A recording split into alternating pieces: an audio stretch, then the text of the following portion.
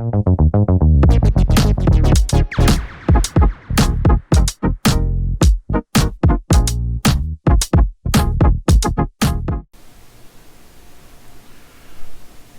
여러분들. 자, 코픽스라는 곳이 있어요. 은행권 기준금리를 발표하는 곳인데, 이 기준금리 발표는 코픽스에서 매주 보통 수요일 이렇게 금리를 발표를 해요. 그래서 어제도 11월 14일 기준으로 코픽스 금리가 발표가 됐어요. 지금 보면은 네이버 검색창에다 코픽스라고 쓰면 바로 나오는데요, 3.98이라고 적혀 있죠. 0.58% 올려버렸어요. 꽤 많이 올린 추세예요. 지금 보면은 추세들이 갑자기 급격하게 계속 올라가고 있는 거 보이시죠?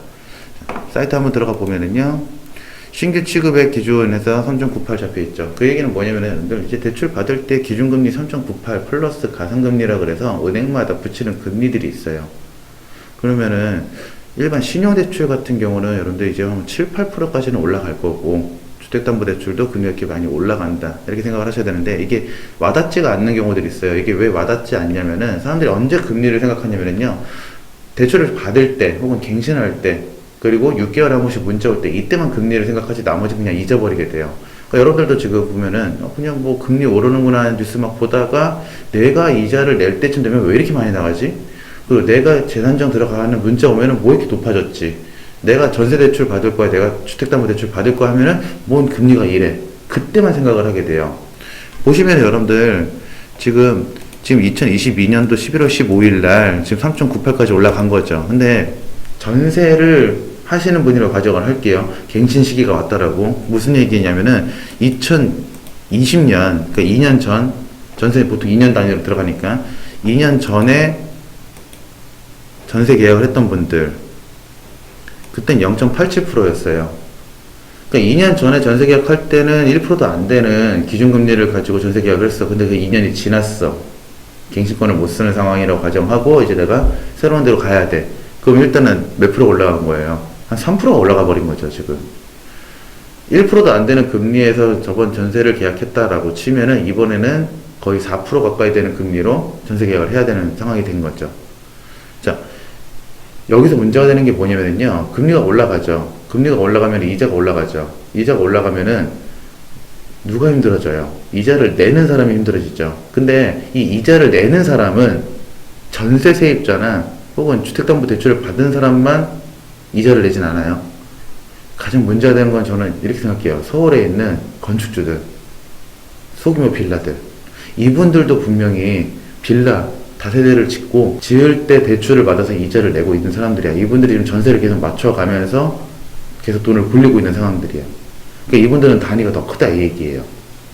그럼 이분들이 문제가 뭐예요?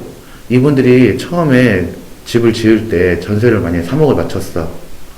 거기에 맞으니까. 근데 이게 점점 전세 가격이 떨어지면은, 사람들이 안 들어오면은 이걸 대출을 받아서 이자를 메꿔야 되는 상황이 되죠. 근데 이게 안 되면 어떻게 되는 거예요? 이게 문제가 뭐가 돼요? 깡통전세가 생겨야 되는 거죠. 매매가보다 전세가가 높아가 버리는 경우들. 그럼 집주인 어때요? 버리는 거야, 그냥. 이 집 못 갖고 있어. 전세가 더 높아. 팔아도 안 되는데 왜 갖고 있어? 던져버리게 돼요. 버틸 수 있는 분들은 버티면 좋은데, 안 되는 분들은 그냥 팔아. 경매로 넘겨버려. 이런 상황이 돼버리죠. 은행에 던져버려. 그럼 누가 손해를 보는 거예요? 결국에는 다 손해를 보지만 피해를 보는 거는 임차인들이 피해를 보게 되는 거죠. 그렇죠?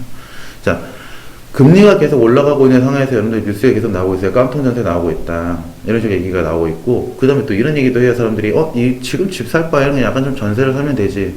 자, 근데 대규모 아파트 단지 같은 경우는 시세를 알기가 쉬워요. 대규모 단지일수록. 왜냐면은 그래도 규모가 큰 단지는 계속 거래가 되니까 이 전세가랑 이 매매가의 현재 시세를 알 수가 있는데, 이 빌라나 다세대 작은 건물들 같은 경우는 시세를 알기가 힘들어. 거래된 기억이 별로 없으니까, 기록들이.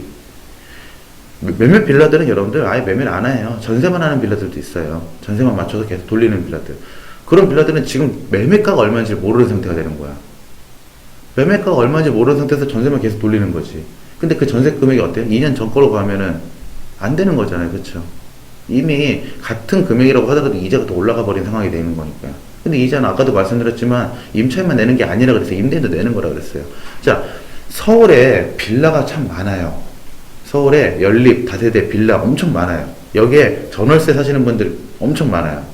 그렇죠? 다른 지역에 비해서 서울이 또 많고, 그리고 서울에 이런 데들은 또 위치가 좋아. 여러분들 서울에 지하철 타고 다니다 보면은요, 지하철 역세권들의 빌라, 다세대, 연립 엄청 많죠. 이런데 이제 전세, 월세 들어가신 분들 많은데, 이분들 계속 조심을 해야 되죠. 불안하죠. 그리고 또 거기를 들어가시려고 분도 조심해야 되죠. 아, 깡통 전세야. 근데 공인중개사 그래요. 아, 이거 멀쩡해. 괜찮아. 꼭 하나 얘기했어요. 임대인 돈 많아. 아, 임대인이 돈이 많던 적던 내 돈을 받는 게 제일 중요한 거 아닌가요? 나 돈 있어요. 근데 나 돈 있는데 이건 못 주겠어 하고 던질 수도 있는 거잖아.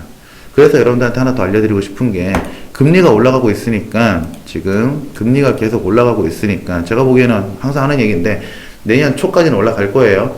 올 연말까지 미국은 금리 올릴 거고 내년 초까지 올라갈 거예요. 계속 올라가고 있어. 그러면은 여러분들이 전세나 월세 들어가시는 분들은 한 번쯤은 인터넷에 요거 한 번만 검색을 해보세요. 네이버 검색창에다가 주택보증도시공사 허그라고 되어 있는 곳이 있어요. 이 허그 들어가서 여기 보증에 보면은 임대 보증 현황 이런 게 있어요. 임대 보증금 보증 현황에서 지역별로 잡히는 게 있거든요. 여기서 만약에 내가 서울에 전세 들어갈 거야 라고 하면은, 서울에 내가 원하는 구에 내가 전세를 들어가려고 하는 곳에 주소를 검색을 한번 해보세요. 보증보험이 가입되어 있는지. 자, 이거는 뭐예요? 임대 보증금 보증이에요. 그러니까 다시 얘기해서 내가 전세를 들어갔는데, 만약에 임대인이 내가 나중에 퇴거를 할 때, 즉 나올 때 보증금을 돌려줄 여력이 없을 때 보증을 해달라 해요. 약간 보험이죠? 보험이에요. 근데 간혹가다 이런 것들 많다 그랬죠. 아까 건축주가 돈 많아 걱정하지 마세요. 이런 것들은 믿지 말고, 혹시라도 정말 마음에 드는 지역이 있으면, 마음에 드는 물건지가 있으면은 전세 들어가기 전에 한번 검색해보고, 없으면은 부동산에 먼저 물어보세요. 이거 혹시 임대 보증금 보증되냐고. 보증금 그렇게 많이 비싸지도 않거든요. 이거 돈 보증금 물리는 것보다 이게 훨씬 나아요. 그리고 많아요, 여러분들. 공인중개사 그런 얘기 할 거예요. 아이, 그런 거 하는 데가 어딨냐. 그냥 다 믿고 하는 거지. 이 건물 지금 이 지역에서만 30년 됐다, 20년 됐다 이렇게 얘기하면서 믿고 가는 거다 이렇게 얘기하는데, 그런 건 믿지 마시고, 건물이 20, 30년 됐을 수도 있지만 주인이 몇 번 바뀌었는지 모르는 거잖아. 그쵸? 뭐 등기부 뜨면 알 수 있겠지. 근데 그거보다 더 중요한 건 내가 납득을 해야 되잖아요. 여기 보면은 이렇게 많이들 가입을 했는데, 여러분들이 지금 보려고 하는 단지도 한번 검색을 해보고, 있는지 먼저 확인해보고, 있으면 요구하기 편하잖아요. 했으니까 또 해줘 이런 식으로 하면 되니까. 없으면은 공인중개사한테 얘기를 하세요. 나 보증보험 가입되는 곳으로 가고 싶다.